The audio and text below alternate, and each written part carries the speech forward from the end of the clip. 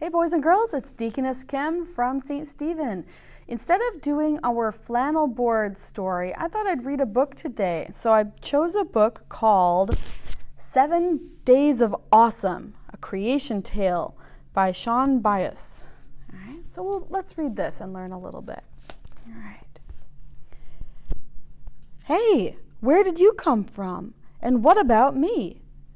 What about Casey, Mike, Max, and Zoe? What about elephants? And what about fleas? What about monkeys, bears, lions, and trees? Have you thought of these things? Well, maybe you should. So wake up your mind. It will do you some good. Where did fish come from? Or even these rocks?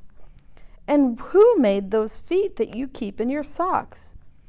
Did life start by itself? Boy, don't be a loon. It started with someone, and you'll find out who soon. Way, way back before time began, before dogs or cats or even man, God was there and he had a plan, and this is how it all began. It's out of sight. God first made the light. And why would that be? 'Cause there's so much to see. So I could see you, so you could see me. If it wasn't for light, how dark would it be? If it wasn't for dark, you'd sleep in the light. So the light he called day, and the dark he called night. God called it all good. That's the end of day 1. Is that all he made? So he's already done? Don't be silly, my friend. God had only begun. Day 2 is huge. And do you know why?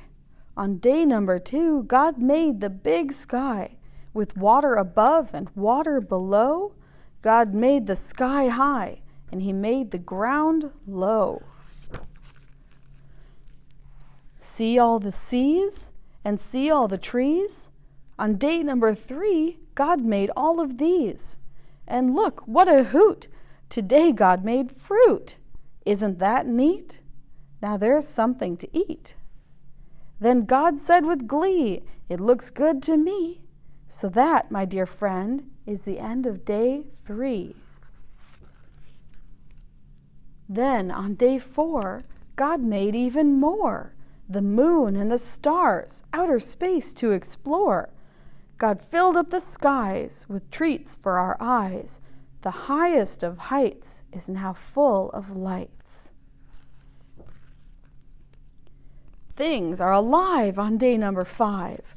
With just a few words, God made all the birds. And not only birds, but in the same way, he made all the fish on that very same day. God filled up the seas and he filled up the sky with fish that could swim and birds that could fly. And fish that could fly and birds that could swim. But don't ask me why, you'll have to ask him.